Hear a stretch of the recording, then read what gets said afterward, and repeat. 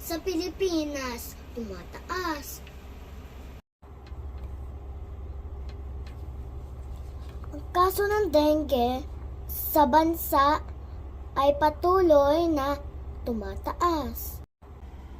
Ang DOH ay nagtala 50,000 kaso ng dengue ngayong 2025. Pinakamataas na kaso ay nagmula sa NCR, Calabarzon at Kitnang Luzon. Ang Quezon City nag-deklara dengue outbreak. Pinapayuhan ang lahat na mag-ingat, maglinis sa paligid.